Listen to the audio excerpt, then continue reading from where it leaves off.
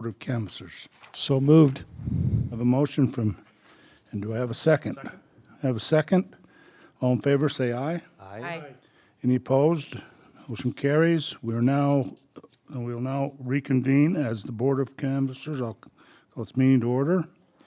To consider for adoption Resolution 2019-054, authorizing the mayor and the municipal council sitting as the Board of Canvassers to accept election returns and declaring and certifying the results of the general election held on November 5th, 2019. And we will turn the time over to our city recorder, Cresser, which we don't get to hear from very often, so we'll give you 15 minutes. I'll take 2 of those 15 minutes. So everyone has a packet from the results. The first page is the resolution, and I ask that as you make a motion to accept the canvas, that you read section 2, which states who, won the election. So the first page is the total voters in Pleasant Grove, which is 17,226. Total ballots cast was 5,702, and voter turnout is 33.10%. I was going to look at 2015 totals, and I forgot to, so I can't tell you the difference in the percentage of double, I voters. think. Almost half of what we had 2 years ago, Almost half. I think. We were I 50%. think if I remember right, it was about almost 10,000. We were 50%. So that would have been 8, I guess. But there was the Saying roads. the one before that. There was what the was POF. So in There were some big issues 2015, on the ballot. yeah. what our turnout was. Okay. The next page is the official results. Sid Lamone had 3,745 votes, up 24%. Eric Jensen, 3,435, at 22.56%. Brent Bullock is 2,641, at 17.35%. Dustin Phillips, 2,259, at 14.85%. And Alex Carter, 2,164, at 14.21%. And Carrie Hammond at 982 at 6.45%. And then the next couple of pages are the per precinct for each candidate, the votes they received and the percentage. And it goes all the way to precinct 14. The last 2 pages is just a breakdown of the voters and how the, how many ballots and stuff were counted. So 17,226 eligible voters. Votes counted was 5,702. The ballots not accepted or were not counted was 79, and I don't have a reason for those. I can find out. 22 were returned unsigned. 34, the signatures did not match. There were 2 empty envelopes, and the postmark of 21 was not valid. 39 voted in our early voting and on election day. Have any questions? Any questions, council, for anything else? 1 second. Oh, okay, never mind. No, thanks, Kathy. Really, Kathy, when they send a ballot back for an invalid signature, is that postage paid on that ballot as well? Probably because I don't know if the postmark or the post office sends them back. I thought the county sends them back.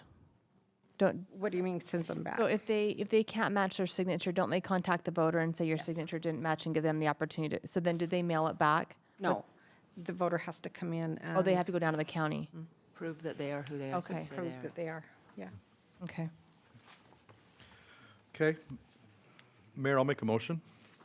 Okay, we have a motion. Mayor, I'll make a motion to adopt Resolution 2019-054, authorizing the mayor and municipal council sitting as the Board of Canvassers to accept the election results and declaring and certifying the results of the general election held November 5th, 2019, certifying that candidates Sid Lamone, Eric Jensen, and Brent Bullock had the highest number of votes, and declares them elected as city council members for a 4-year term. We have a motion from Councilman Williams. Do I have a second? Second. We have a second from Councilmember Anderson. This is a roll call vote. And we'll start with Councilmember Anderson. Yes. Councilmember Jensen. Yes. Councilmember Lamone. Yes. Councilmember Walker. Yes. Councilmember Williams. Yes. It's now unanimous, and we will have you sign these documents. And with that, Brent, we need you to show up in January. Okay? And for the next 4 years. You don't get to, well, I know, but you don't get Well to, done. you don't get to sit back there. If I could do, I'd do the same thing, but anyway, so. Anyway, with that, I'd ask for a motion to adjourn. Mayor, I make a motion that we adjourn and reconvene as the Pleasant Grove City Council. Second. I have a motion by Councilmember Anderson, a second by Councilmember Jensen. All in favor, say aye. Aye. Any opposed? Motion carries. We're now adjourned, and we will now reconvene as the Pleasant Grove City Council and move on to our, if there's anything we need to change in our approval of tonight's meeting agenda. There's nothing, anything the council needs to add or, okay, with not that, we've asked for a motion. Mayor, I make a motion that we approve tonight's meeting agenda. A motion by Councilmember Anderson. Do I have a second? Second? Councilman, and have a second by Councilmember Williams. All in favor, say aye. Aye. Any opposed? Motion carries. We'll now move on to our open session and give the opportunity for our public who have joined us here this evening to come forward and share with the council any concerns you have or anything else that you'd like to bring forward to us tonight. So please come forward. We can start with the front row, and then we can move to the back. We're good. I see no one wants to come forward and address the council this night, so that's what we bring it back up here, and we'll close our open session and then move on to our consent items this evening, which are consent items A and B. We don't have as many as last week, so I request if there's no other questions on the consent items, ask for a motion. Mayor, I'll make a motion to approve tonight's consent items. I have a motion by Councilmember Williams. And I have a second by Councilmember Walker. All those in favor say aye. Aye. Any opposed? Motion carries. Thank you. We'll now move on to item number 9. We have no board, commissioner, committee appointments and no presentations this evening, which brings us to our main item for this night of a public hearing.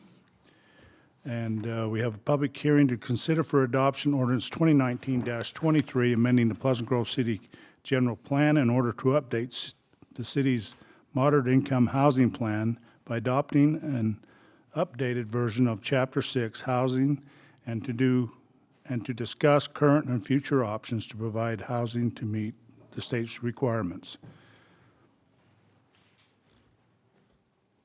Director Cardenas.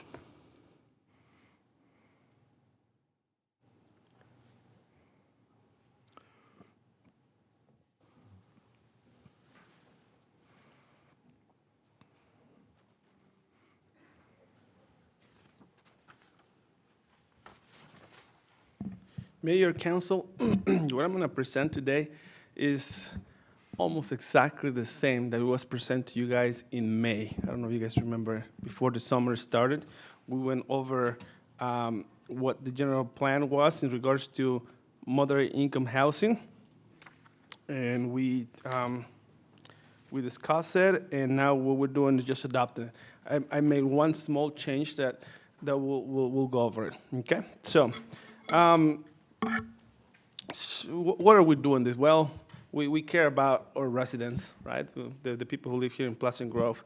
Also, the state legislature has required now that every year from now on, since 2000, 19, every year from now on, we have to review the chapter of moderate income housing.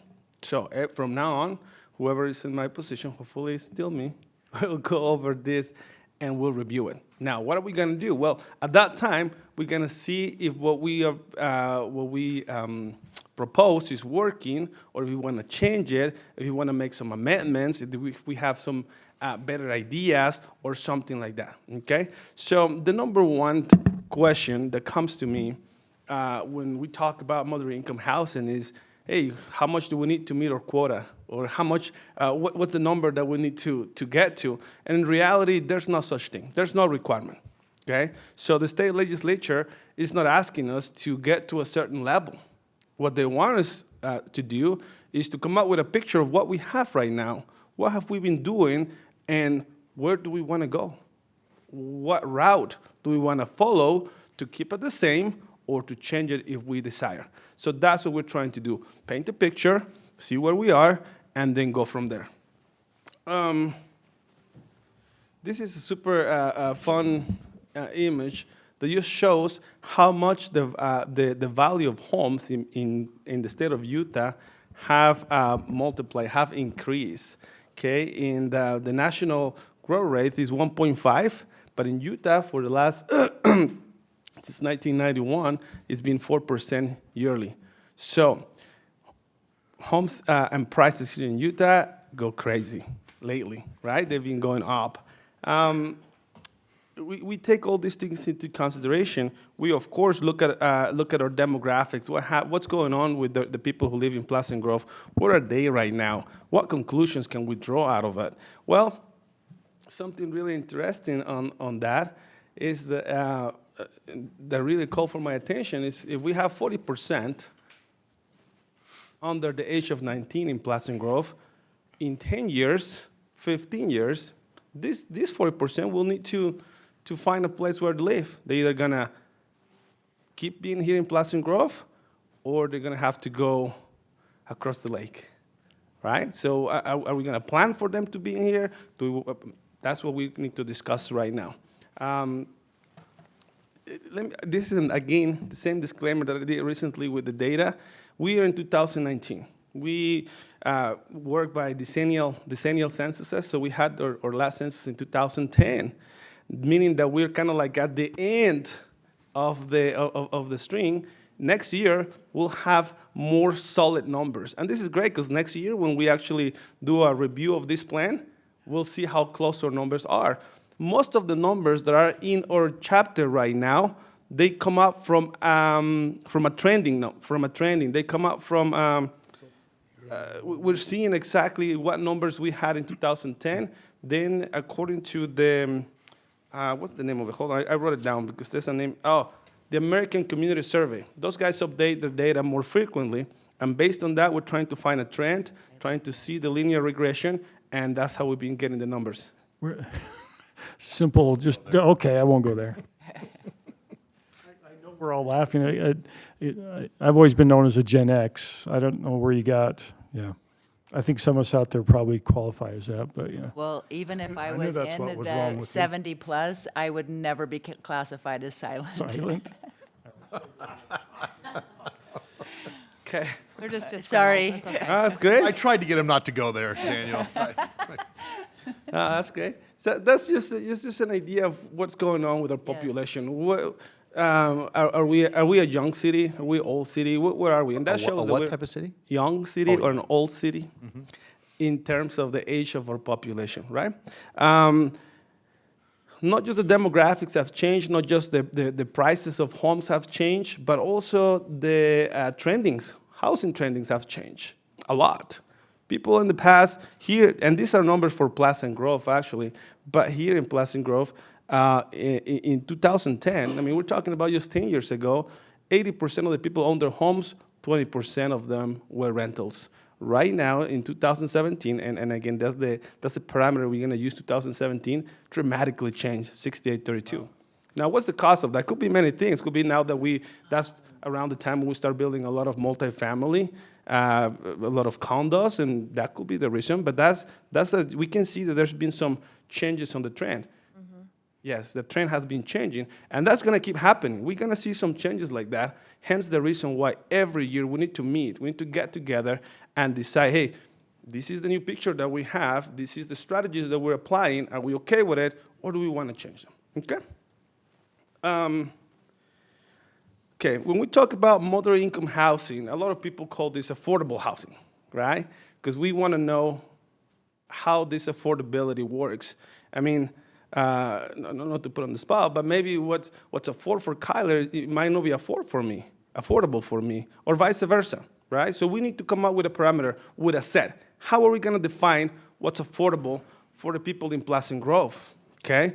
So the state legislature has defined that moderate income housing means housing occupied or reserved for occupancy by households with a gross household income equal to or less than 80% of the median gross income for households of the same size in the county in which the city is located. In other words, find the income for the entire county, Utah County, Okay. and let's find that 80%, okay? Now, not the average, but the median gross. If we look at the number, this is what we're gonna end up with. The area median income for the county is 80,000, almost 81,000, okay? So what does that mean? Well, in order to be moderate income housing, we get the 80% of that, because that's the median income housing, and the 80% of that is 64,798. So anything that you can afford with that amount or below, that's what's considered moderate income housing. So far, so good? Yeah? Okay. Now, HUD, they come up with some categories, okay? And what they say, well, before they come to the categories, also HUD made a determination that they said that in order for housing to be affordable, you only need to use a maximum of 30% of your total income. Okay, 30% of that. That's what you should allocate to living. That's what actually makes it affordable. Now, I'm gonna say something super confused. In my mind, it makes sense, but tell me if it makes sense for you guys. So in order for a residence to be affordable, either to buy or to rent, a household in Pleasant Grove needs to use only 30% of the 80% of the area median income. That's a statement. Is it the 80,000 or is it the 64,000? Out of the 64,000. So the 80% of 81. Yeah, so Which yeah, is they that need one. to spend, it's 30% of the 64,000. Correct. To consider it moderate income. Okay. Right. Now, not everyone in Pleasant Grove is within that bracket. So what HUD said is, if you are from 64, which is the 80%, to 50%, that's the 50%, you're considered a moderate, you have a moderate income. But if you are from 40 to 24,000, which is 30 to 50, you're considered low income. And below that, it's very low income, okay? Now,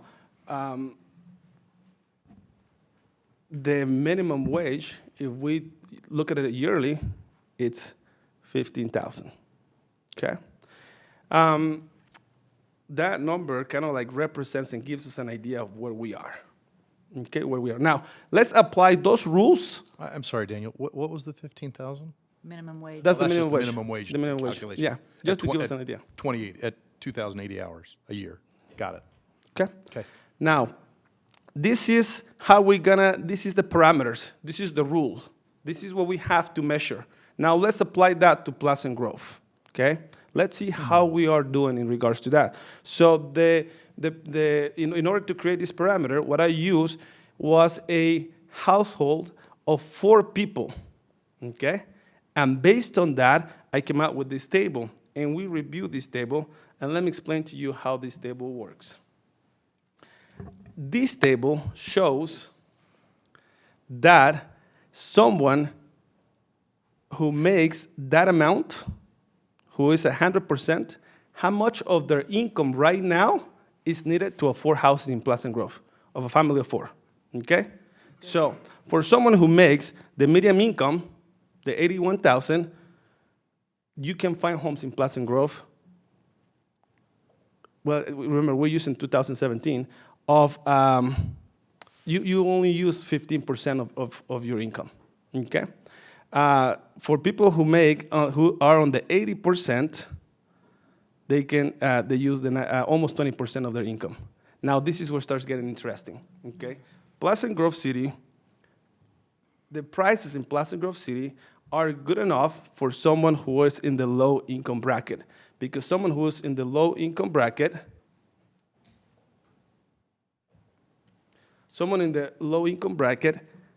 use 31%.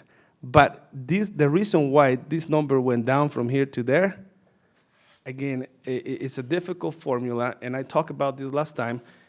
I almost put all my eggs in the basket. That is because accessory apartments, okay?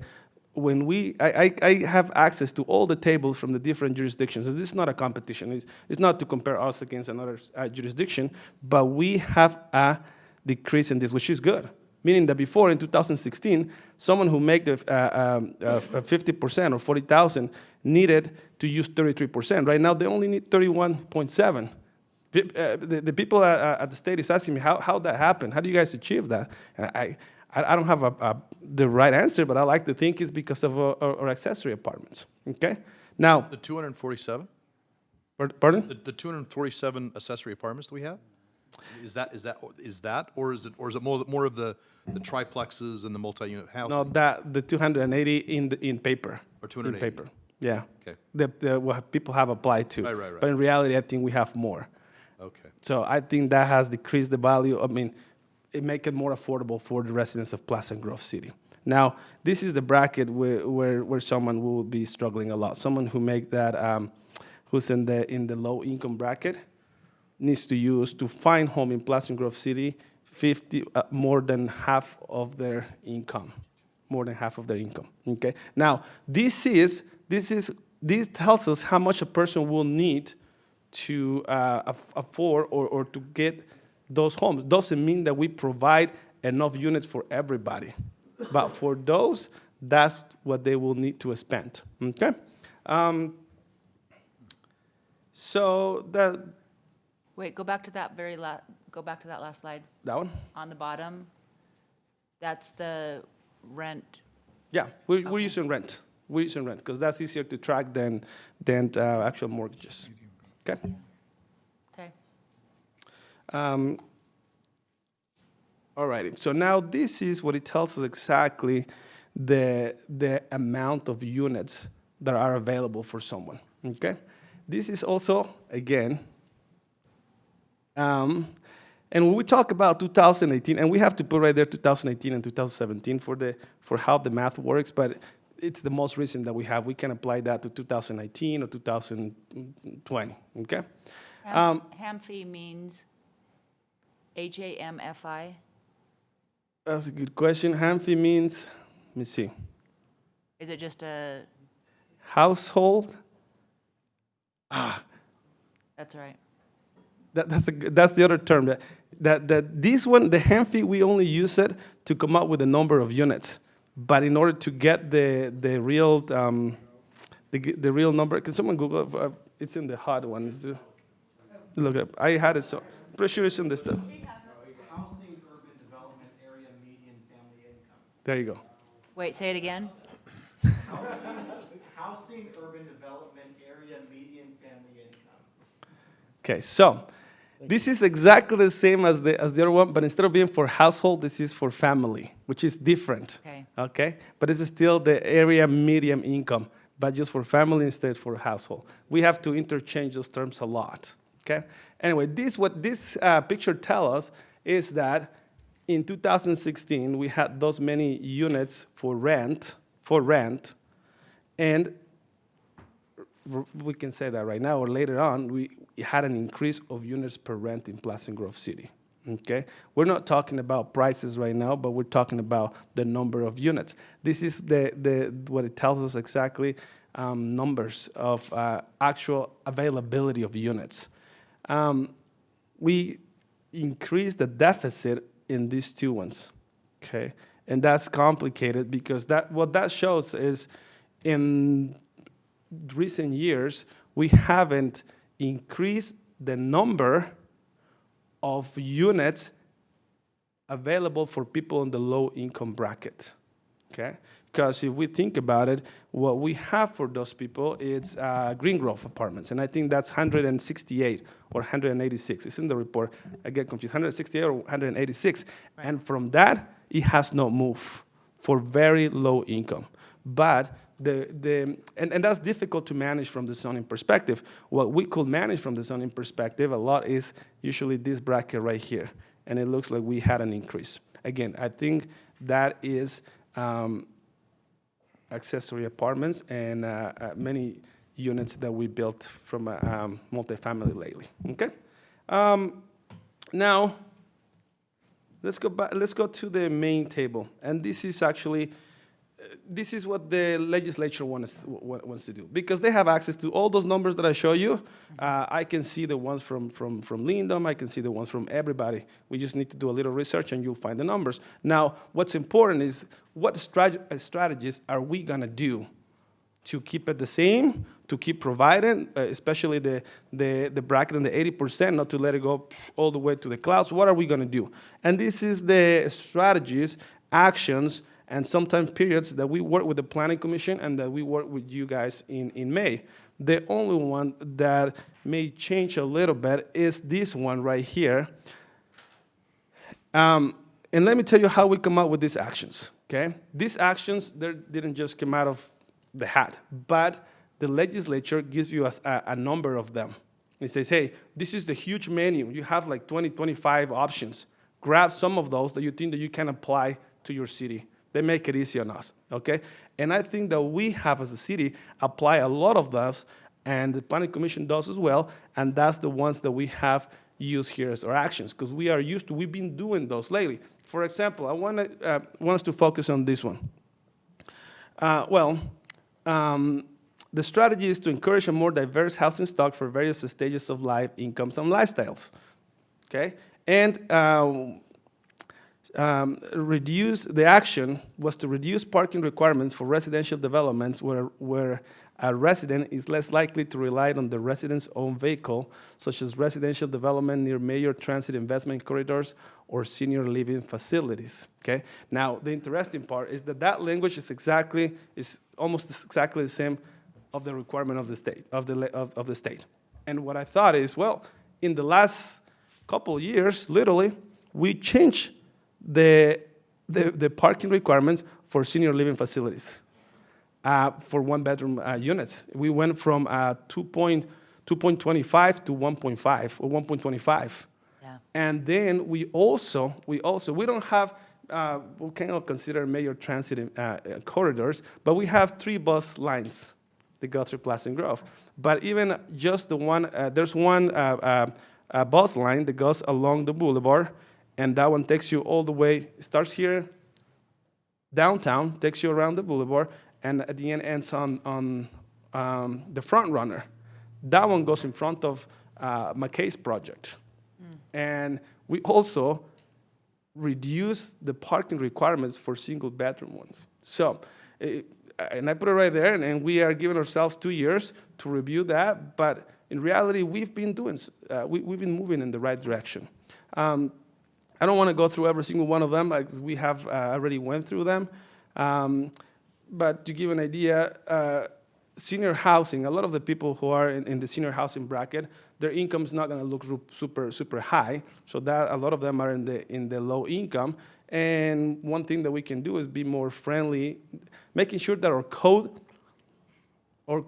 is not going to be the one stopping from developments to happen. And for example, right now our code requires a front setback for what used to require a front setback of 40 feet of a setback. So we can work on those little things. There's things in our code that we can amend. Now, will that dramatically or drastically lower the price of a home? I don't think so.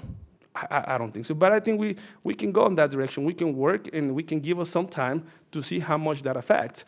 In reality, again, number one, I think that's, or, I don't know if you guys say this in English, but it's our strong card. That's the most important move that we have done lately to allow to keep providing for affordable, moderate income housing in the city. I like to consider American Fork or sister city. We didn't a lot of communications. At least I am in a lot of communications with the director from over there. And it was like 6 months ago. He said, "Hey, can we just copy your ordinance for it?" Yeah, sure, go ahead. And then he was presenting that ordinance, exactly what we had, just copy it. And he was city council, and when the conversation came, he said, "Hey, Pleasant Grove adopted it 2 years ago." And they were, okay, done, adopted, right? Hey, it took So us 12 years. we are trendsetters. Can we say that? Trendsetters, we're ahead of the curve. So but since we already adopted it, what are we gonna do? We already have it in here. So I wrote right there, actively market the recently adopted code for accessory apartments in existing and new development. Make sure that every resident from Pleasant Grove City is not afraid of submitting an application and say, "Hey, I wanna make a mother-in-law apartment in the backyard." As much as we're very proactive and as much as we're easy to do it, I guarantee there's still residents in Pleasant Grove that are afraid to do so. That they're afraid to do it for some reason. Maybe they don't know, or maybe they think that our requirements are way too heavy, which they're not. Our requirements are really easy to comply. So we're gonna find a way to market it and to make sure that everyone knows that it's easy to do it. I think a lot of them are afraid that they're not going to be code, and that there's going to be an expense to bring up to code. Correct. So what we gotta work is in letting them know. Maybe they don't know exactly the requirements. We can let them know. We can find a way, actively market it out so people get to know that. And that's what we are trying to do. What we're gonna do, I've been working on this plan with the Mountain Land Association of Governments and also with Workforce Department, the state. And this is the plan that we have created it. I think that is something important to put into practice, and then we'll see each other again in a year to see exactly how we did, how our numbers change. It will be really great to see the census numbers, and that's gonna change a lot of our graphics and our demographics. So that's what I have, Mayor and Council. Any questions more for Daniel on this? No, Daniel, this has been helpful. Thank Yeah, you. this is a lot of info. Thanks, Daniel. 'Kay. Thank you for putting that all Good together. job, Daniel. Thank you. Thank you. With that, I would like to now open up our public hearing and ask anybody to come forward and address the council on anything about the public hearing, on the housing. I don't see a rush for the podium, so if no one gets up, we will now close our public hearing and bring it back up to the council for any further discussion. If not, I have the correct ordinance here, and I would ask for a motion. You want us to read off that? I make, okay. It's right here. I make the motion that we approve ordinance number 2019-23, amending the moderate income housing plan chapter from the Pleasant Grove City General Plan, including a report of the current status of the supply of moderate income housing, as well as goals and strategies to meet future needs, including an effective date. Second? We have a motion by Councilmember Lamone, a second by Councilmember Jensen. This will be a roll call vote. We'll start out with Councilmember Anderson, Yes. Councilmember Jensen, Yes. Councilmember Lamone, Yes. Councilmember Walker, Yes. Councilmember Williams. Yes. Passes unanimously. Thank you very much. That will conclude our public hearing and that ordinance for this evening. Just an added note there. This was what was it, Senate Bill 34 or? I don't remember the bill, but if cities don't turn it in, then they withhold some transportation funding from them, so. And that was by December the 2nd, so, In the past, the legislature required this, but there was no penalty for cities not turning it in, and so some cities weren't compliant. They decided to put a little more teeth into it, so we're getting ours updated and sent in. Has to be in by December 1st. This come to light in a MAG meeting a couple months ago, and Daniel's been working on it and got they worked with MAG there and got it will pass, so it's great, and it was great information for us. Very good information. That was awesome. Thank you, Daniel. So, thank you. We'll now move to our action items for this evening. 12A is to consider for approval final subdivision plat called Hidden Springs Subdivision, Residential Plat B on property located approximately 1473 West State Road in the Grove Zone, the Grove Mixed Use GMU Overlay Samwhites Lane. And we'll turn it back over to our favorite director. Long time no see. Okay. Give me 1 second.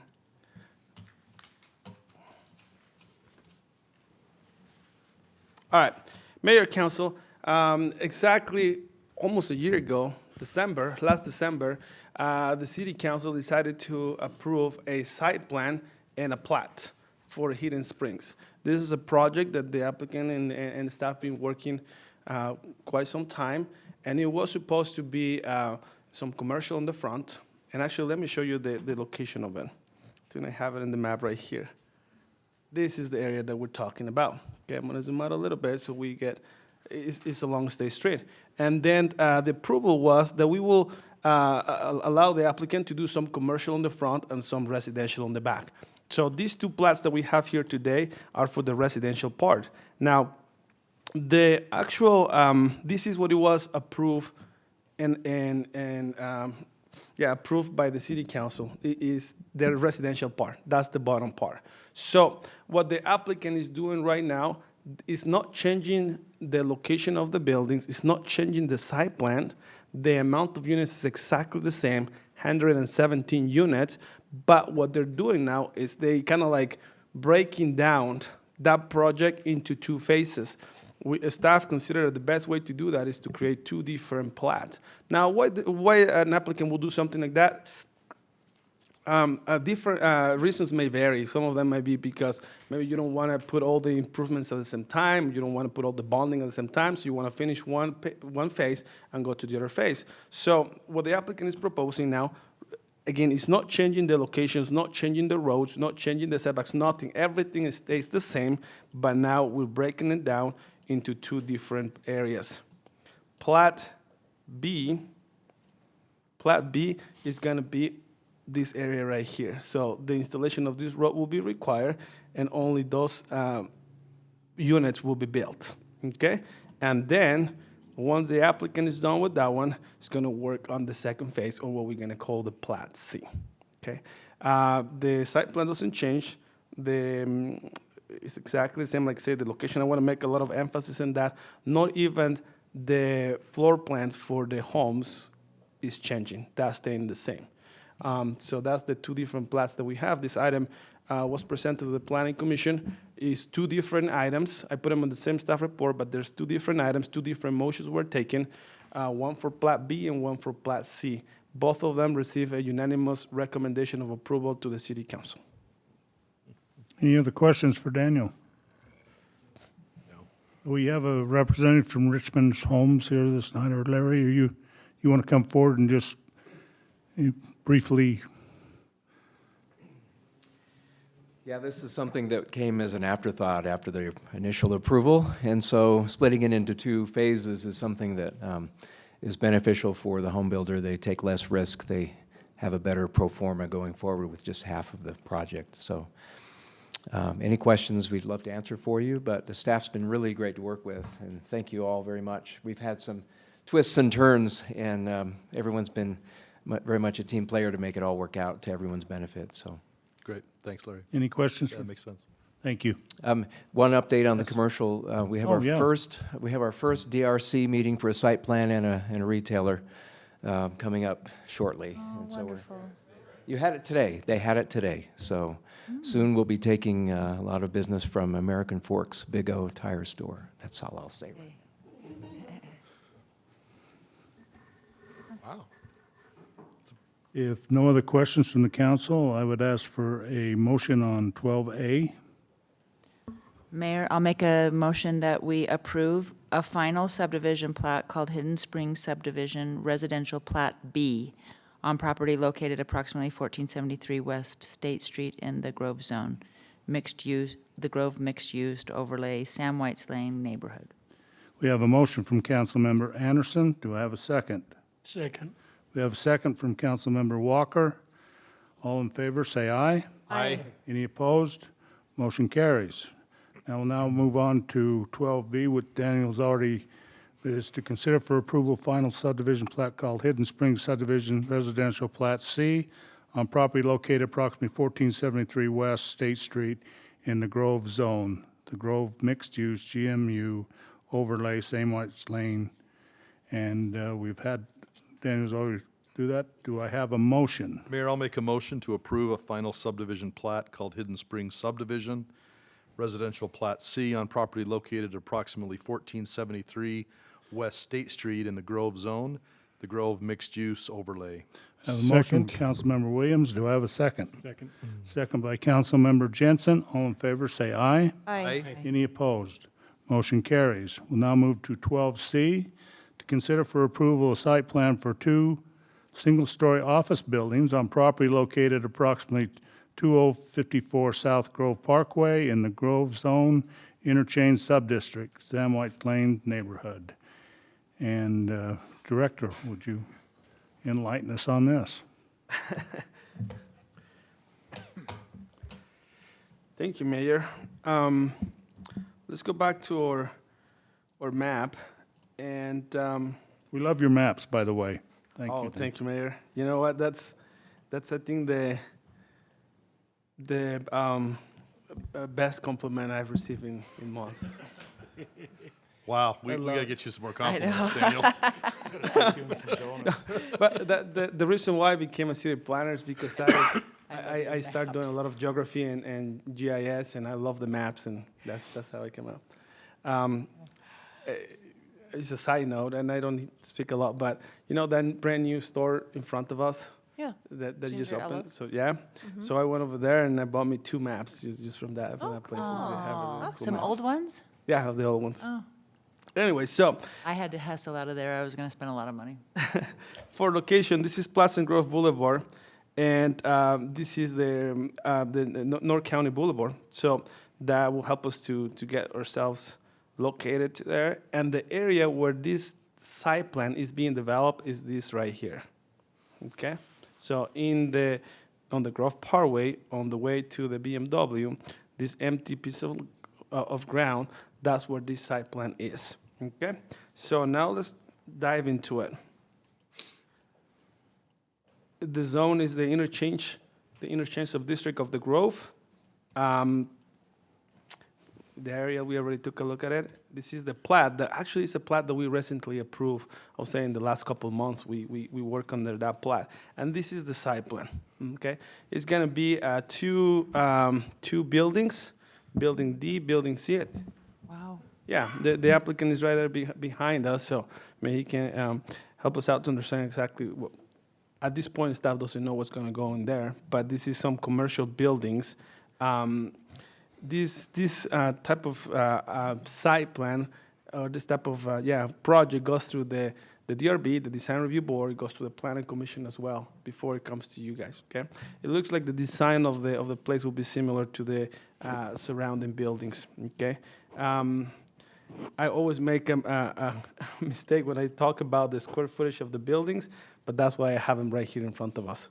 So Building D, 23,120, and Building C, 25,840. So we're adding some more commercial space to our city in that area. Okay, that's what I have, Mayor. The Planning Commission, DRB first recommended approval to the Planning Commission. The Planning Commission forwarded also a unanimous recommendation of approval to you, to the City Council. Okay. Any other questions for Daniel? No. Which one? Just kidding. Just messing with him. Thank you, Daniel. The important one, the one behind me. The other Daniel in the back, we don't get to see you very often lately, so if you have anything else you'd like to add? Are you bringing gifts tonight, or? So Daniel, I have a question for you. You're kind of taking away Fordham's flight zone there for their drones. What are they going to do? Wait, Marty? Wow. Hey, hey, hey. Oh, One may have fallen out on the drive over. May have.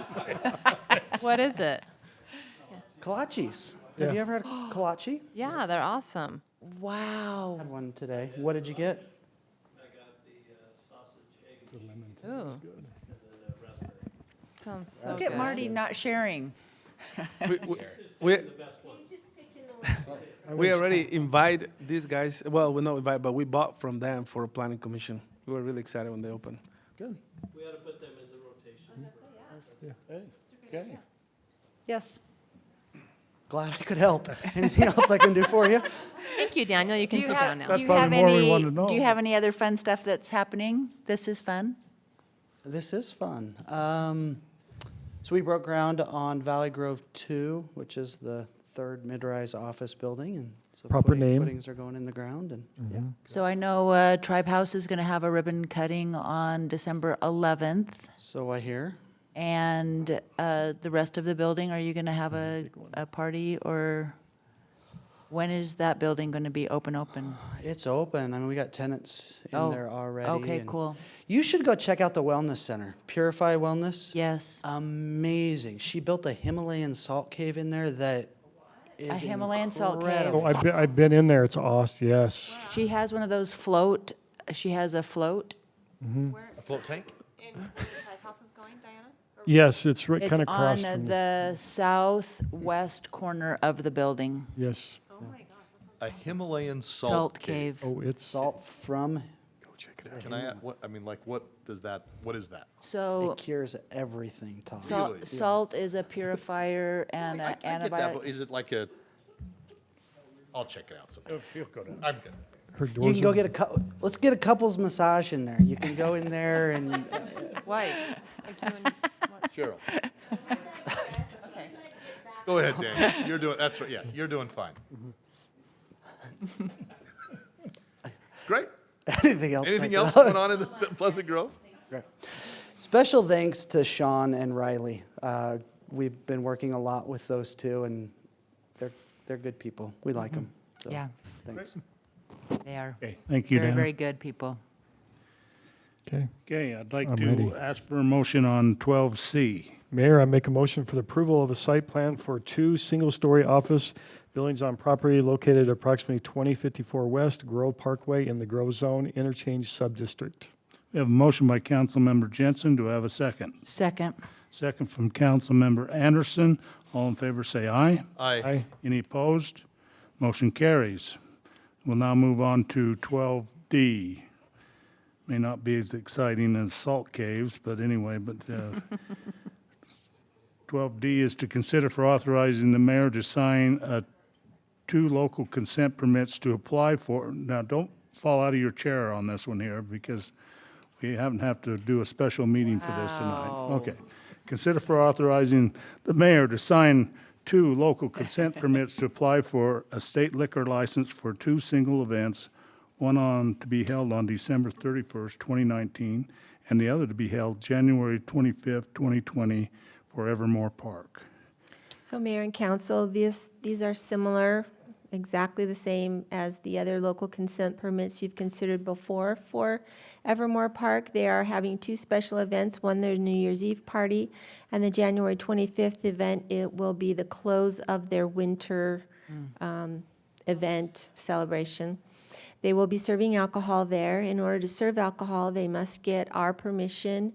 It's part of the package that they submit to the State Department of Alcohol and Beverage Control, so that then they can get a state license. There aren't any exceptional things that are happening. They're pretty much the same as the other ones. And then I would also note that they're working on a way to have a more permanent license, so that they don't have to keep coming back for the special event permits. But in order to get a banquet license, they have to have kitchen facilities on premise. And they are working on completing the barn area that was supposed to have a restaurant and a kitchen facility in it.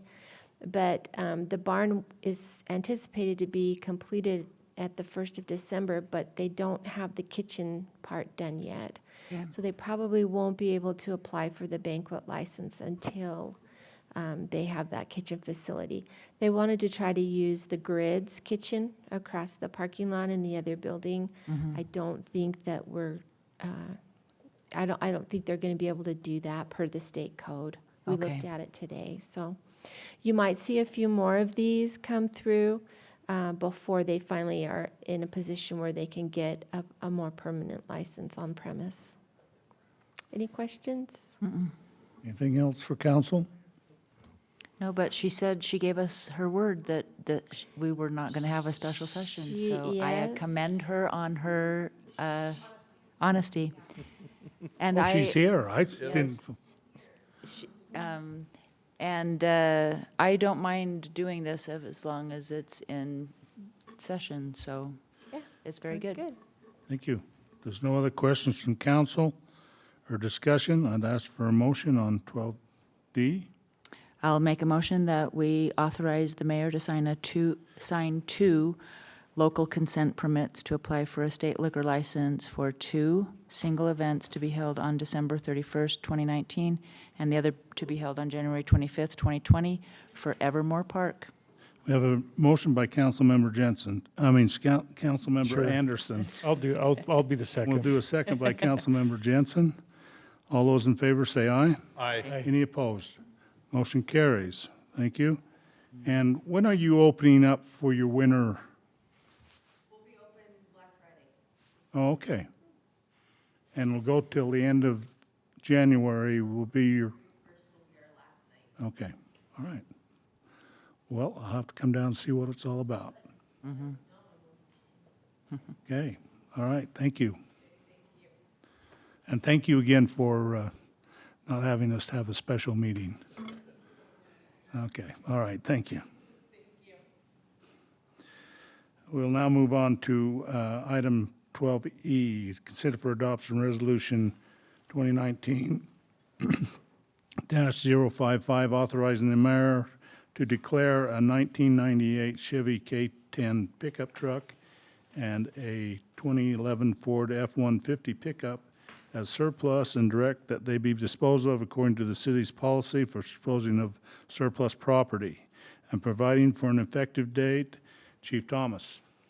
Just as a little background, the 1998, and you'll have to help me, Mayor, I think has been in continuous service since it was new in the fire department. I don't know for sure, but we've used it a lot. We had it tastefully decorated with nice-looking appliques, which looked good for a really long time, but were really difficult to get off. But it still looks okay. All of the radios, the lights, and sirens have been removed. The Ford, the 2011 Ford, was actually the police chief's vehicle when he retired a few years ago, and we picked it up as an extra vehicle. So we made a deal with Denise, and she insisted that as a show of good faith, we provide a copay for a new vehicle that we received this year. And so those two vehicles will be sold on the market with that, with those monies going back into the budget to pay our copay for the newer vehicle that we picked up this year. Okay. Any other questions for the chief? Thank you, Chief Thomas. If not, I'd like to ask for a motion on 12. I make a E. motion 12E.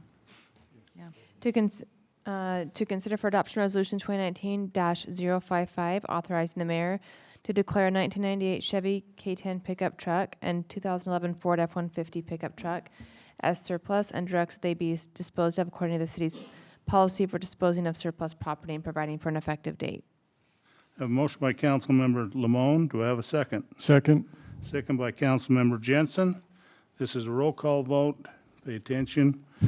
Councilmember Williams. Yes. Councilmember Walker. Yes. Councilmember Lamone. Yes. Councilmember Jensen. Yes. Councilmember Anderson. Yes. Thank you. Passes unanimously.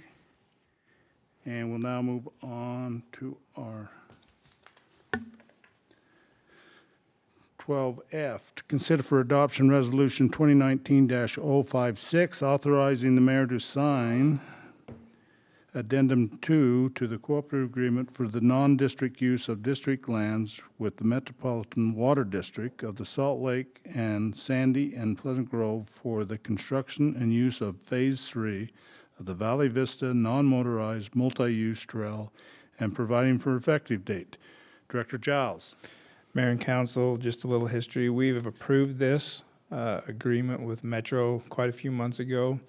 After working with the Wadleys and the Andersons, we've made some changes to the concept of the plan, the routes of the trail, and Metro felt it enough change that they wanted their board to review it. They reviewed it last week and approved this addendum, number 3 for Phase 3. So it's kind of just the process we have to go through, but so. It's wonderful. Any other questions on? Shoot, Eric, Say come on. something? Come on, Eric. Okay. We, Let's kind of, Agree. so what other holes do we have in, we good for the rest of the trail up there? So we're hoping to purchase the property in the next week or so. Once that happens, we'll have Cedar Hills, the Bureau of Reclamation, and the county. And those agreements, we should be ready to roll by the first of the year and starting construction around March or April. So, and about a 3-month window there to complete Phase 3. Okay.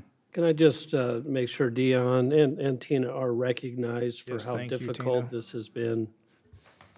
Not necessarily with Metro, but working with other property owners there to get this thing done has been over, I think, a year and a half. Yeah, it's been, So there has been a ton of effort to get us where we are today, and I mean, Dion and Tina have been carrying the ball on this, and they've done a great job. It keeps me in line. I think it's probably one of our most difficult property acquisitions. It's been a little different. And Thanks to Tina, she figured a way, so so, thank both of you for your work on that. thank you. So if there's no other questions from the, or discussion from the council, ask a motion on 12F on the resolution. I'll make the motion to consider for adoption Resolution 2019-056, authorizing the mayor to sign Addendum Number 2 to the cooperative agreement for non-district use of district lands with the Metropolitan Water District of Salt Lake and Sandy and Pleasant Grove City for construction and use of Phase 3 of the Valley Vista non-motorized multi-use trail and providing for an effective date. We have a motion from Councilmember Lamone. Do I have a second? Second. Second from Councilmember Walker. This will be a roll call vote, and we'll start out with Councilmember Anderson. yes. Councilmember Jensen. Yes. Councilmember Lamone. Yes. Councilmember Walker. Yes. Councilmember Williams. Yes. Thank you. We're on our toes. Passes unanimously. Now move to our last action item of this evening, 12G, to consider for adoption Resolution 2019-057, authorizing the mayor to sign a cooperative agreement with the Utah Department of Transportation, UDOT, to construct and maintain stormwater drainage facilities in State Street Corridor, approximately 1300 West in Pleasant Grove, Utah County, Utah, providing for an effective date. And Director, enlighten us. Mayor, Council, it's been in discussion for many years now, the reconstruction of State Street. I like the picture. Yeah. That's up at our Battle Creek Springs area. It's a pretty area. The project includes reconstruction of the area from 220 South in Pleasant Grove to 500 East in American Fork. And with that project, which, as I understand it, also is postponed for another year and likely won't start until the spring of 2021, is what they're planning now. They had some right-of-way issues that didn't work out as fast as they would like. So, but one of their project managers is leaving them and moving to Arizona, and he's the one that we've been negotiating with regards to the stormwater from that alignment and what's going to be increased. So essentially, the section from about 860 east in American Fork, which is about right here, somewhere in that area, they have to take care of some stormwater that needs to come back into a stormwater system. They obviously don't have facilities except for along their corridor. And what this agreement does is it essentially says for a cash payment, we are agreeing to take your stormwater through our city in perpetuity. So we're going to be keeping that. Water will flow in from State Street into our system. Now, this already happens, but what they're doing is they're widening that road. Therefore, there's more impervious area. Therefore, more stormwater going to be coming into our system, which requires additional detention facilities and infrastructure to be able to carry that water. We've done the best we can to evaluate the cost impacts that might be to our system, where we think we might have to have a little bit more detention to be able to accommodate this water. And we've estimated that at $305,000. And that's the agreement that we've made with UDOT, is if they pay us a lump sum payment of $305,000 for being able to drain these sections, this section essentially in Pleasant Grove. Really, it's from 860 east to 220 south, the additional widening areas into our stormwater systems. That is what this agreement is for, and saying that we would take that, so. So wait, is that in perpetuity, or is that one lump? So it's one lump sum payment for taking their water into our system at those points, so, Forever. yes. Wait. A one-time payment? It Every is. year? No way. 300,000 a year. So we just It's got not to, forever, it's one time. Yeah, one time. No, but we're going to take the water into our Forever. system. yes, forever. Yes. yes. And if they widen the road again, they'll come back. So it's just for this construction project at this width. We've estimated how much water's coming into our system that we would have to manage, and estimated it based on that. It's a challenging calculation because it's hard to understand, but we do have the facilities to handle that. We will have to increase some detention basins to accommodate that. With potential growth in this area. Yes, we've calculated all that into it. Our master plan built out volumes. Okay. So this money goes into the stormwater fund? Yes, that's what we would expect. That's Enterprise what fund, is that what that's it- what the intention is for, is to be able to build and maintain those facilities Okay. to accept this water. Where are you going to detain it? So this water is mainly detained in two areas. One is at the Smith property on 220 South. The other will be down at the interchange. It comes down 1300 West and comes down at the interchange area. So the Stampin' Up, Close to my heart area yeah, what do we call that? initially. Close to your heart? I know, so the Hart Detention Basin, Yes. and the other one was Smith's? The Smith property on Smith 220 property. South, Okay, off of Pleasant Grove Boulevard. This built area that. here drains to that area, and then this other area drains to 13th West. okay.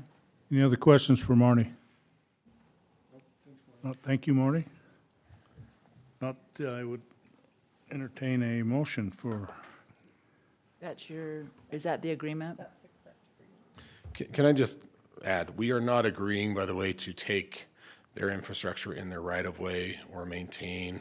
That was one of the things they asked us to do, and I said, no way, we don't want all your infrastructure. So all of the infrastructure is maintained by them into the future. So we take it at the point they discharge into our system, but we aren't taking all of their Okay. infrastructure in the road, Okay, just so you know.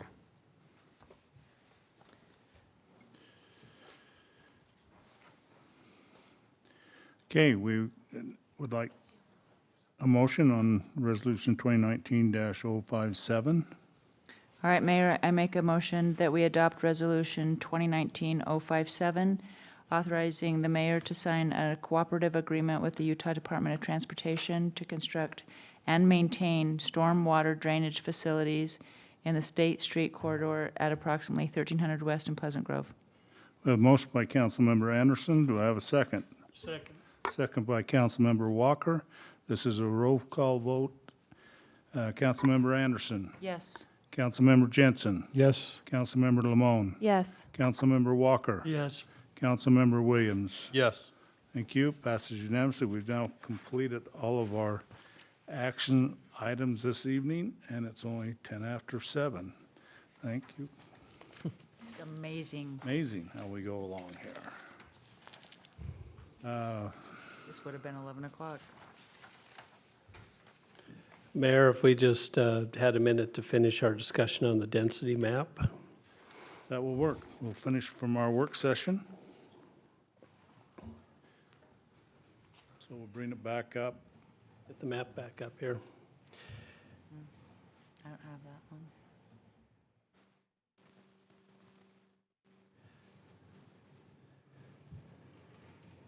I will say Daniel is fantastic at his maps, and I love it.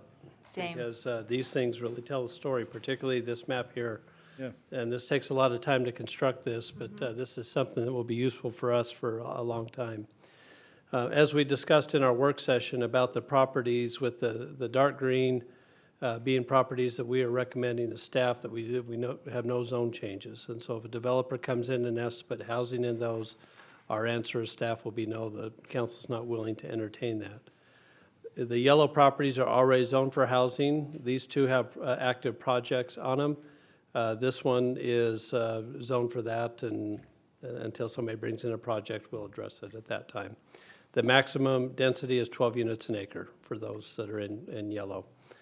The dotted yellow one is one that we talked about submitting for a rezone to change that more to a commercial-only nature and take out any housing option out of that property there. The green we talked about was something that we would entertain, a mixed-use project with some commercial on the front and some housing in the back. And that's kind of about where we were leaving it with, right now this is zoned rural residential back here. Scott, is your mic on? Yeah. Oh, you did? Oh, okay. All right. Just wondering. Okay. Okay. So this is zoned rural residential here on the back side of this property, and which is half-acre lots.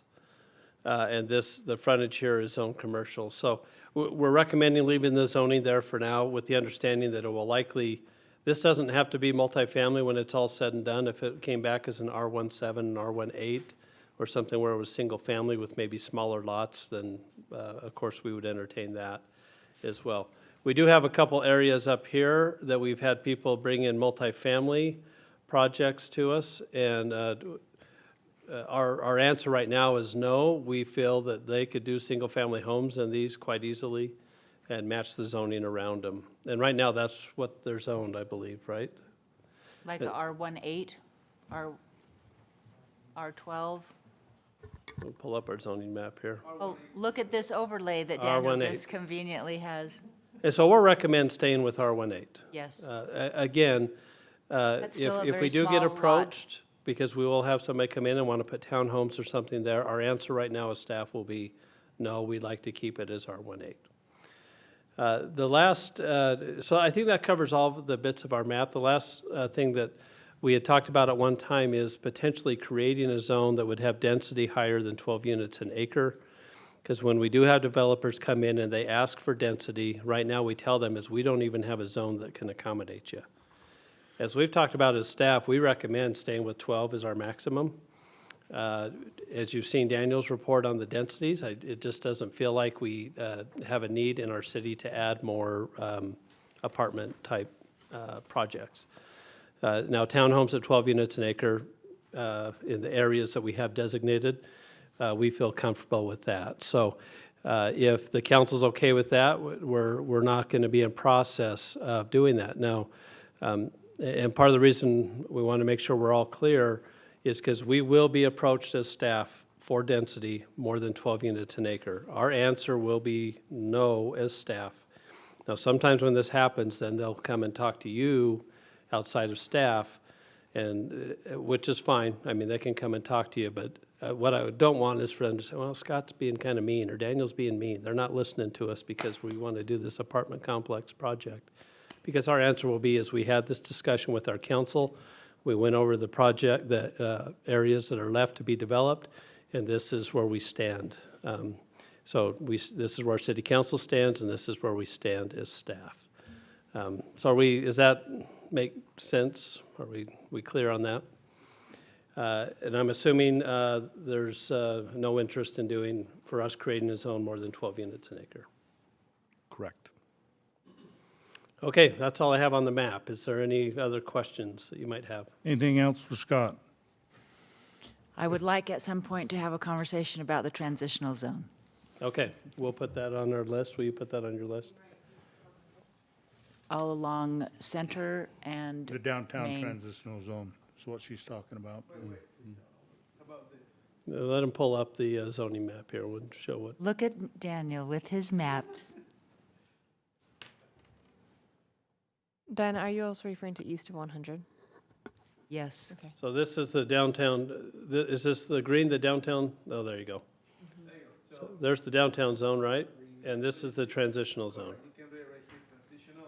Excuse me. Yes, I would like to have a conversation about the transitional, that lighter green area. Potential uses, right? Yes. Okay. Okay.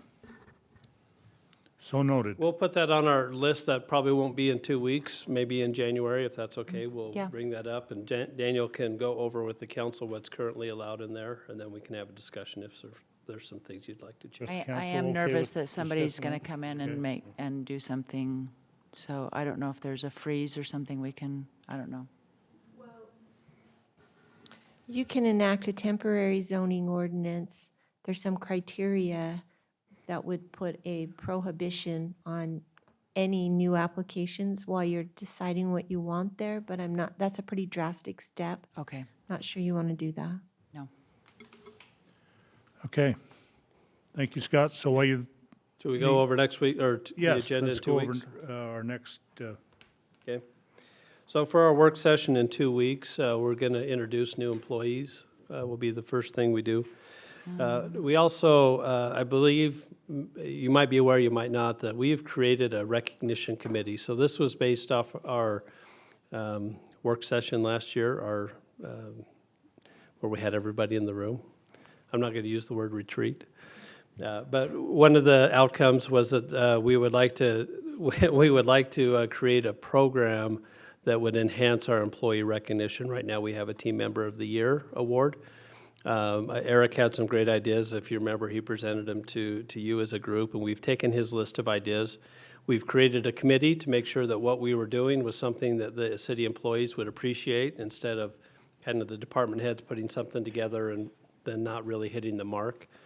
This committee has met 4 or 5 times. We've had some great conversation, and now we're to a point that they have something ready to present to you with their ideas. And they are fantastic ideas. The committee's done a great job, and I'm really kind of excited about where this is going to head. So we will have them present that to you in 2 weeks. We'll have a quick debrief on the fall cleanup.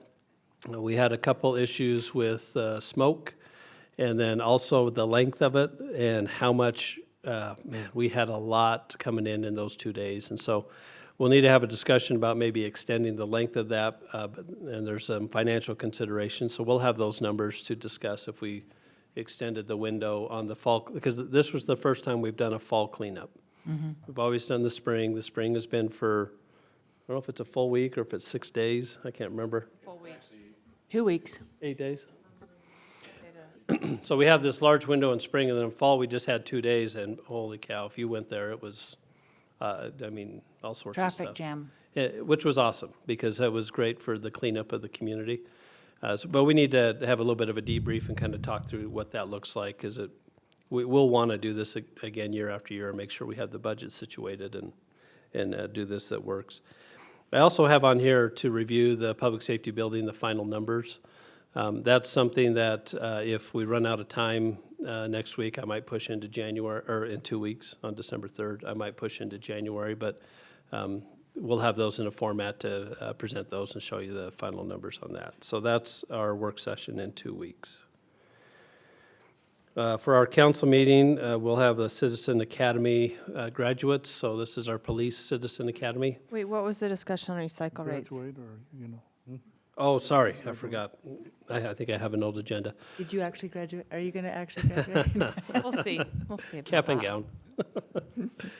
Sorry, I missed so when we renewed with our agreement with Republic Services, it was with the understanding that we were going to have another 70 cents a can charge regarding our recycle rates.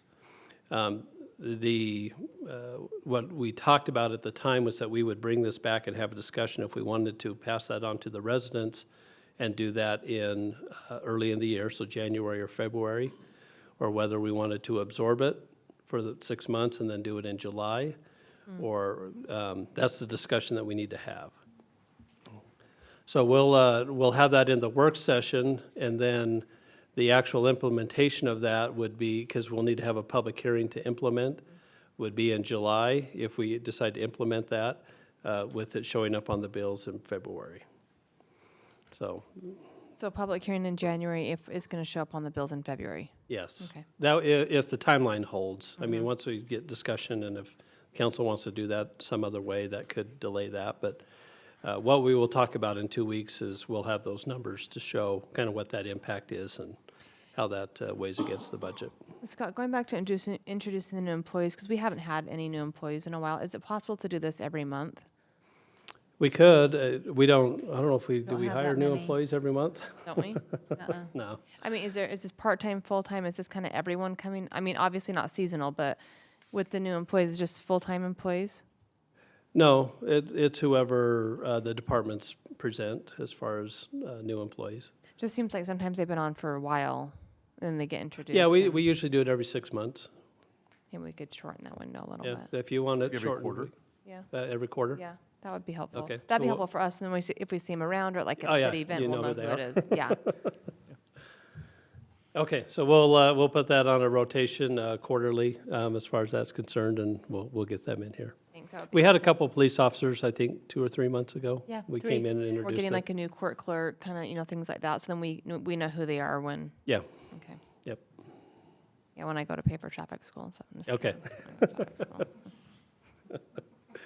Okay, so we talked about Citizen Academy, and then we have the public hearing on our water revenue bonds. And so I think we've talked a little bit about this, but I just want to reiterate, based on this letter that has gone out, what the city council so far has adopted is a parameters resolution saying, authorizing the mayor and myself and Denise to, from here on, take it out on how much money we're going to borrow, up to $2.2 million. The amount that we're going to borrow is going to be dependent on the bids that come in and the cost of the project. So we have a cost estimate now, roughly 1.8 million, but once the bids come in, that number could change. And so that's why we have the parameters resolution that authorizes the city to borrow up to the 2.2. So part of that is a requirement that we have a public hearing. There's new rules now when we borrow money from the Division of Drinking Water, that we send out this paper to all of our residents so that they have an understanding of what we're doing. So it outlines how much we're borrowing, what the interest rate is, what the project's going to be. So that letter has gone out last week. And on the bottom of the letter, it's, was it approved? For or against. Thank you. So for, against, and comments. So residents can drop that off at City Hall. There's 2 addresses on there. It is the City Hall address or the address of the Division of Drinking Water. Residents, can put a stamp on it, put it in an envelope, and send it off. And so what happens is whatever we get, we're sending to Division of Drinking Water, and then they evaluate that, and then they determine whether they will allow us to borrow the money. That's my understanding is how it works. Yeah, and their board meeting is on December 5th. Right, so we wanted to, Oh, December 10th, yeah, after our hearing. And it's the Division of Water Resources. Horses. oh, sorry, Division of Water Resources. So this is kind of the new step. We've borrowed money from them before, and we have not had to do this letter with the for and against. And I know that's caused a little confusion, and sometimes trying to explain a project in a letter is a little bit of a challenge. But if you get questions, please, you can forward them on to me or Marty, and we can answer those questions that can go more into detail on what the project is, or if we need to get more into detail on the financing. The intent is not to increase rates. We were already partially budgeting for this project. I think when we initially rolled this out, We were going to do this project in 3 phases over the next 3 to 5 years that was going to put the filters in for our secondary water. This past summer, we had so many challenges with the secondary water that we brought back the idea to the council is, well, look, if we can get some money from Division of Water Resources, we will do this project all instead of kind of waiting it out and doing the next 3 to 5 years, because that just means if we were going to phase it in, we were still going to have residents for the next 3 or 4 years that were going to have problems getting relatively clean water through their secondary system. So this is why we're doing this.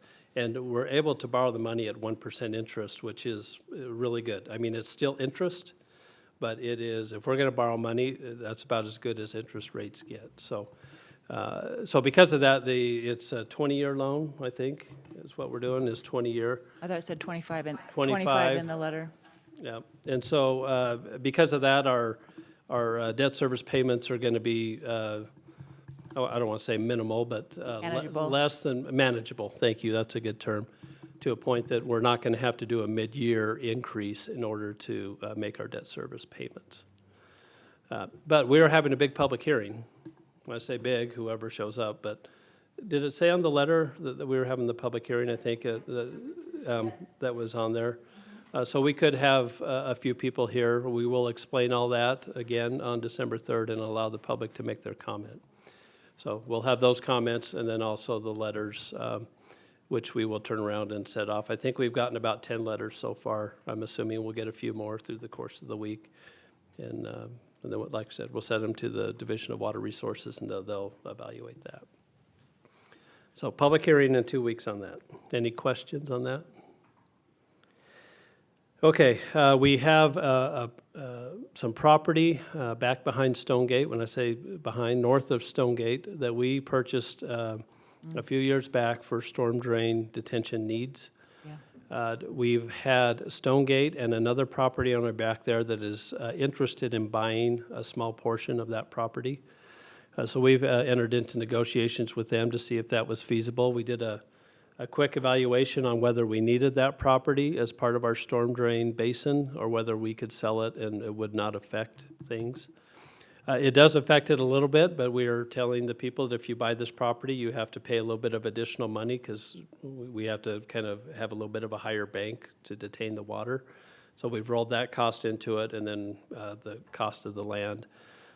Stonegate's looking at doing a project that is helping with the Underground Railroad and those that have been human trafficking. Jenny with Stonegate has gotten involved in that, and she's trying to create an atmosphere where they can help with certain individuals that have been a part of that. So And it this- will be an in-house residential treatment It won't living be an facility? in-house facility. Right now, things could have changed since the last time we talked, but they're looking at changing it to a restaurant. Or having a restaurant on site, and then having those individuals that have been part of that would be the employees that would work there to help them learn some life skills and employment skills. But they would also have some, they would not be housing them, people would not be living there. But they would be able to visit and do some of those things. But in order for that to happen, there's 2 things. One, we need to sell the property to them, and 2, we would need to rezone to accommodate a restaurant. They're looking at a kind of a fine dining sit-down restaurant as part of what they're doing. The rezone will not be on the agenda in 2 weeks. They haven't been through the process to do that, but the sale of property is something that we could do in 2 weeks, and so that's the intent, is that we'd have that. And then Daniel has a couple code text amendments.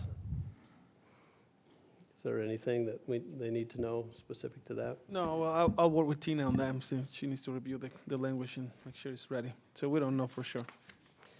And then our last item will be adopting our meeting schedule. So that's all we have for 2 weeks. With a reminder, this will be our last meeting of the year.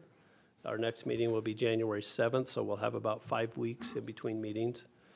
And so we're making sure we get everything situated to get through the holidays. So, any questions?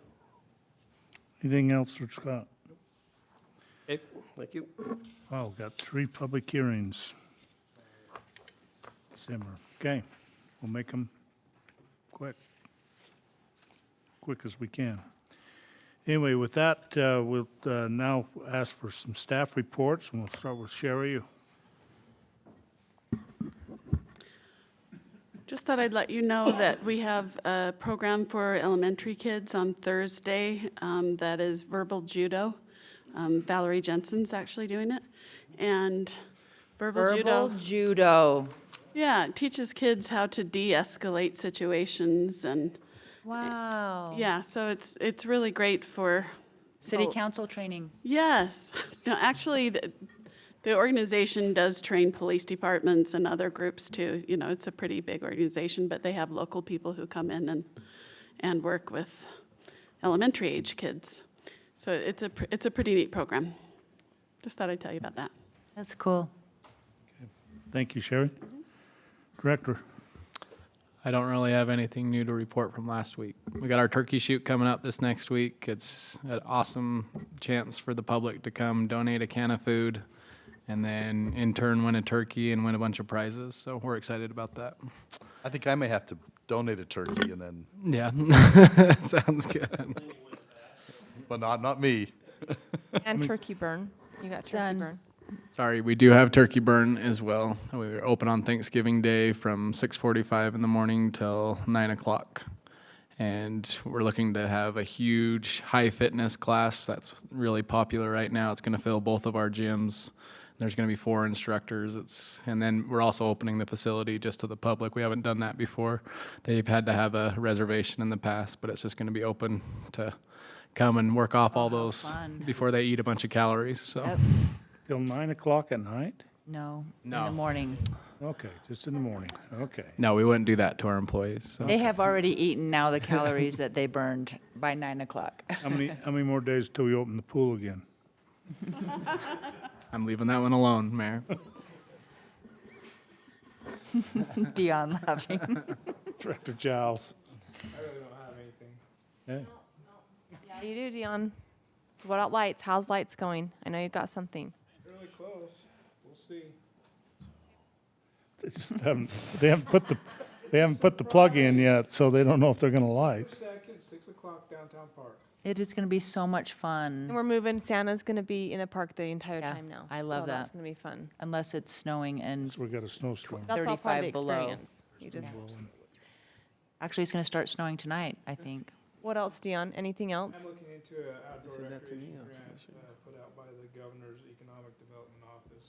Is that different than the county grant you always apply for? No, this is different. Oh, Val- really? Valhall? What's that? Did you say the governor's office, economic development? Yeah, That's Valhall. yeah, it is Val Hill. And anyway, looking at doing a year-round restroom at the Battle Creek Trailhead. Oh, So we'll see how far we get Battle down that Creek, road oh. with this one. At Kiwanis. It's a pretty extensive grant. Like replacing the one we have with a new one or upgrading the one we have? The one that gets pushed around in the Uh-huh. parking lot, yeah, that's what the idea. That'd be awesome.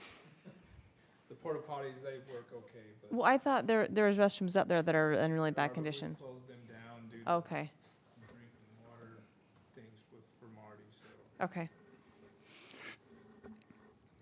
Okay, thank you. I knew you had something. Chief Thomas. So I apologize for our Christmas lights on the building. The programming escapes us. We don't know how to turn them on or hardly turn them off. We're working through that. Hey, I like them. They're not. Leave them on.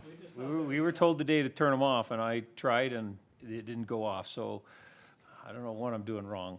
I mean, I kind of think they're blue. Yeah. they should be They're off blue. until the big night. Well, his are blue, ours are red. Okay. And I think they did that, and then they set it, and then they snuck out. They set the timers and left and didn't tell us anything, and now we don't know how to. We don't know how to reset them. Adjust So we're working through it, so I bet there's a 16-year-old in Dion? town that Dion? could figure it out. Probably so.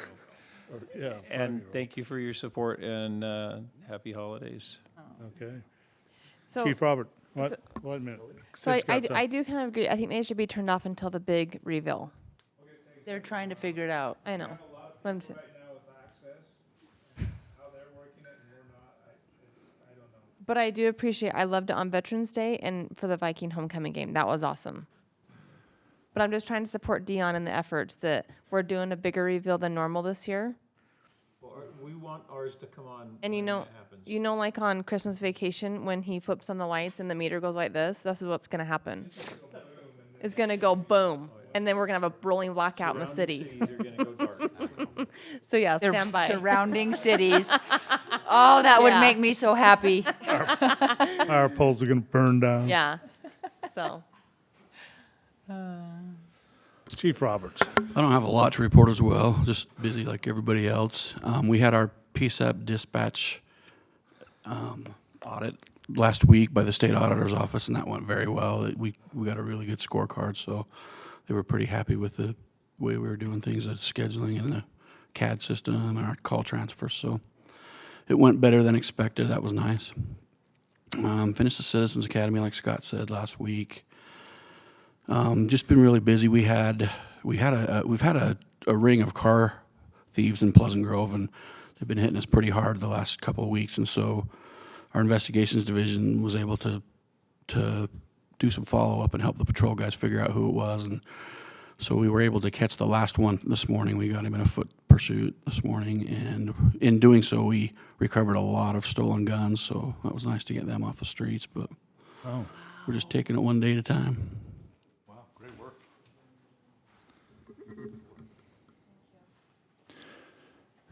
How do you follow that? Kyler. You got any wellness stuff for us? You follow it with more safety stuff.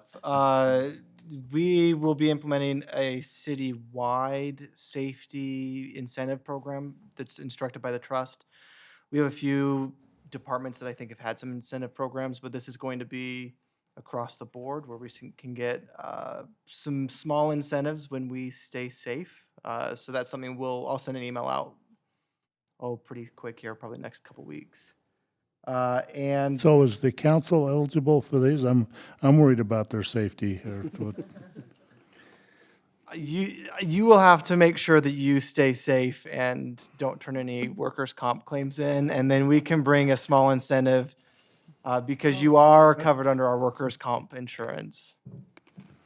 The other thing that I want to put in, we've mentioned before, but I think we're getting ready to do our employee survey. The department heads have reviewed a survey that will be going to employees just to figure out where they stand with the organization, how they feel about it. This will be our baseline so that we can continue to have improvements. Okay, thank you. Denise. Well, the auditors are off-site, so now we're working on the report. So Scott and I met with the auditors last week, and so things are moving, so it'll be good. And then we just turned in documentation. We have a Standard & Poor's review. They do surveillance on the bonds that we have outstanding, and they just ask about the financial wellness of the city, demographics, economic development. So we've prepared that, and Scott and I will probably hear from them in the next week or two.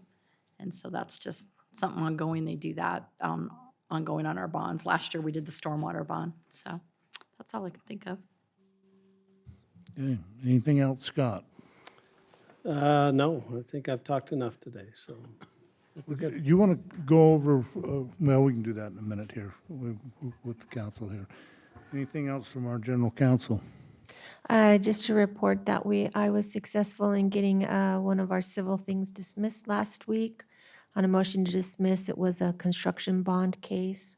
They were trying to attach the funds that we are holding on a development. So that's good news. There was actually 2 litigations that were tied to that, so that gets us out of 2 things.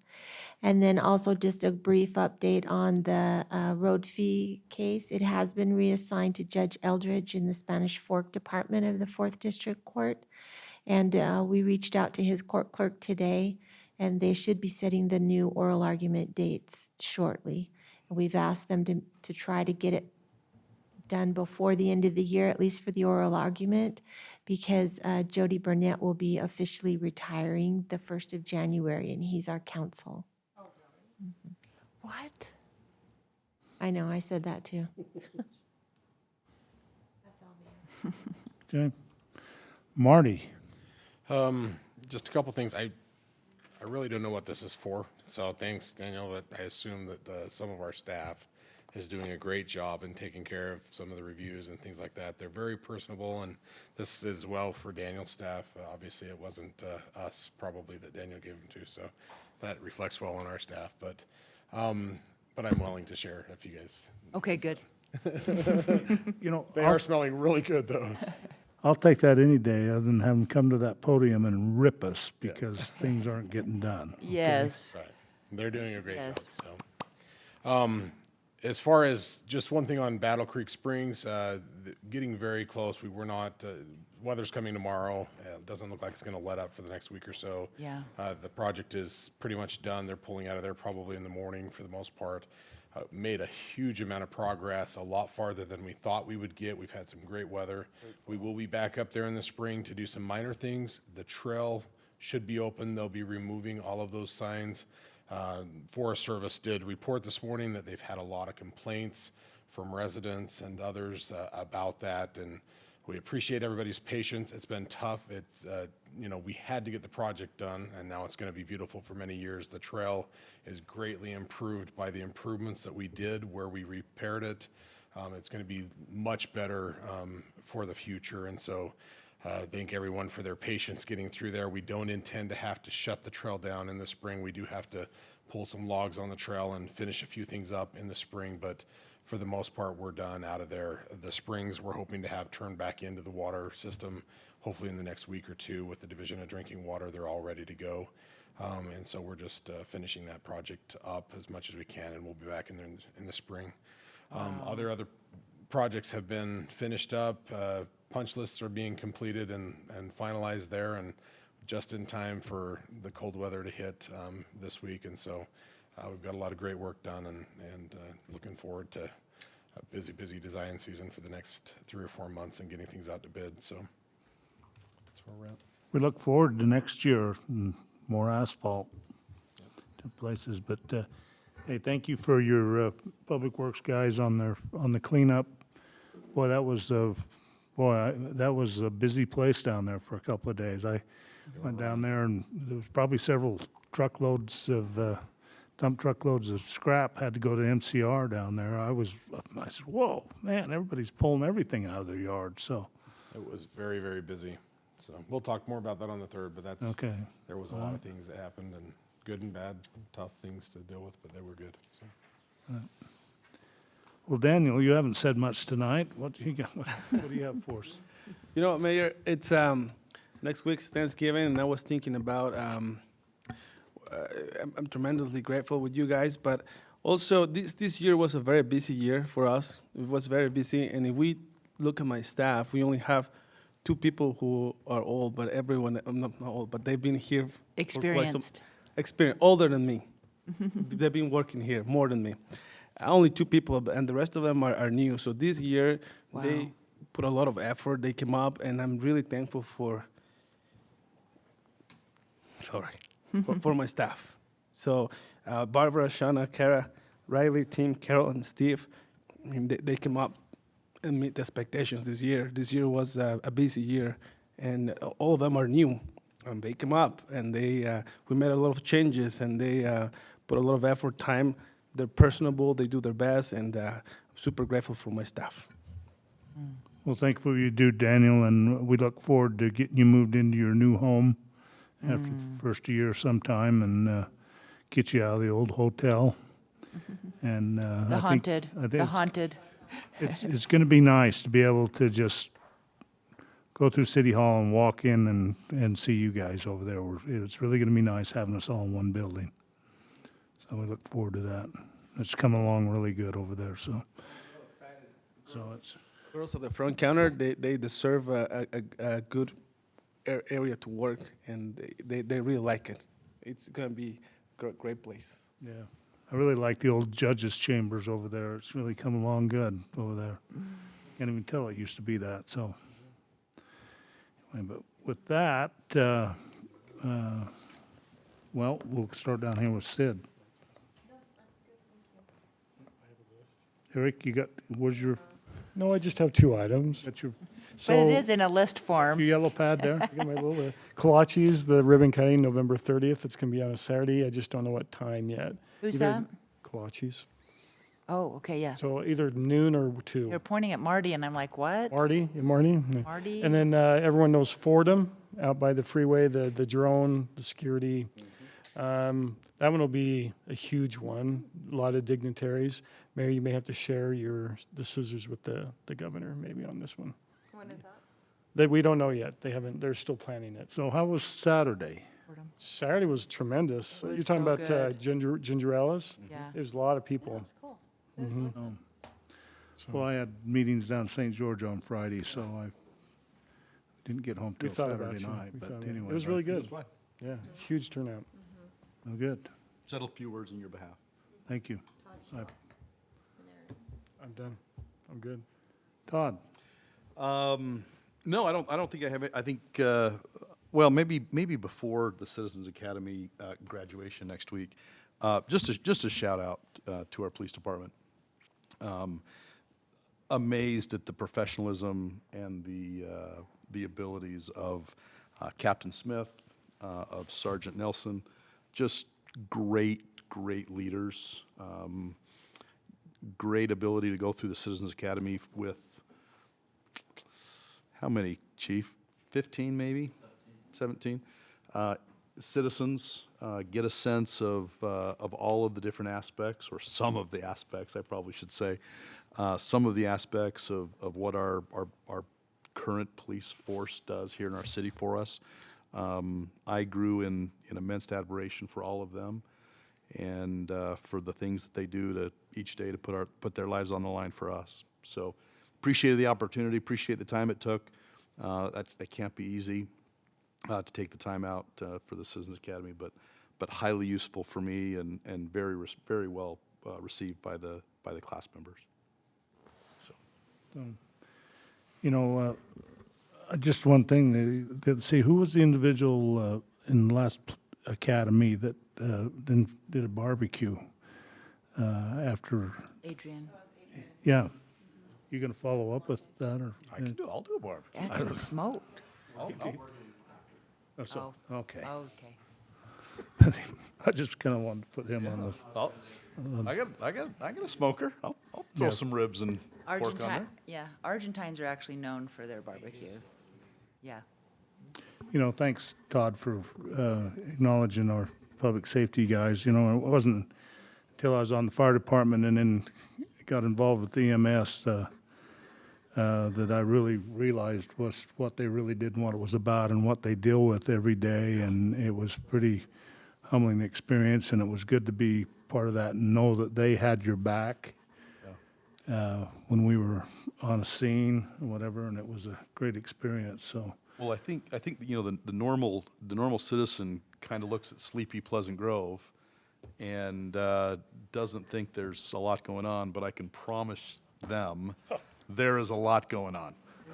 I have friends from up Salt Lake County, and they just, every time, they have to let me know when they read something about Pleasant Grove. It says, hey, it's only happening in Pleasant Grove. We It's have not all up of in-" the, and Chief can testify, I'm sure, that we have all the major problems of any other city. Or maybe some unique ones sometimes, so. Councilmember Anderson. Equally grateful for all the, I'm just everything that everybody does, the workforce. I know I say this every week, but I'm very grateful for all of the workers. And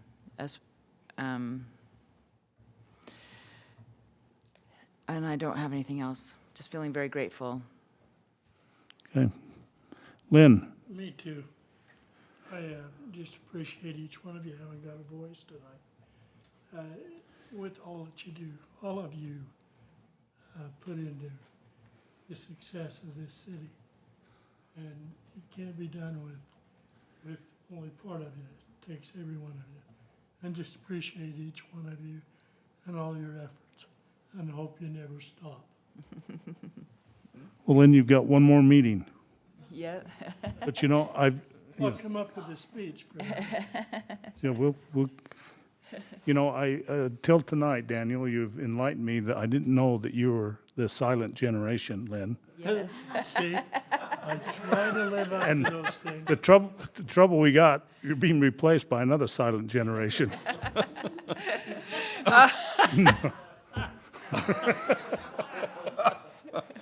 So we may have to remind them that.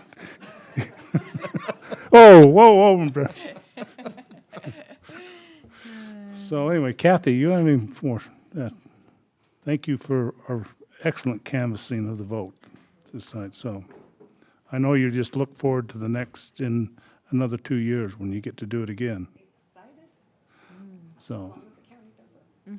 Yes. Okay, I think just real quick here, if we review any calendar stuff, we got everything down, what we're happening, the Christmas lights turn on, our Christmas staff party coming up here, so I think that's all right. Also, December 11th, like I said, is the Tribe House. That's the bottom floor of the second building. I believe it's like 10 a.m. to 2, but there will be a lot of Once, dignitaries on I that mean, one. once you get the details, send them to me. I'll send send it all out an out. appointment to everybody. That'd be Yep. great. Yeah, that'd be good. I did forget one thing. I have had lots of complaints about the air quality, and I need to make mention of that. The air quality, the cleanup of, whatever, The smell. just the smell. Tar pits. And it is making people sick. And so I know that can't be verified. I know there's a lot of variables, but I just need to make that a very vocal thing that I have received a lot of complaints. So have any of you seen the tar pits down there? No. I have seen them, and I said, how are they going to clean this up? It's the tar from Geneva. Geneva is a byproduct, the coal tar from the byproduct from making, So is that part of the, like, slag? no, No, it's different. it's a lake. Tar. It's a lake of tar, of black as black.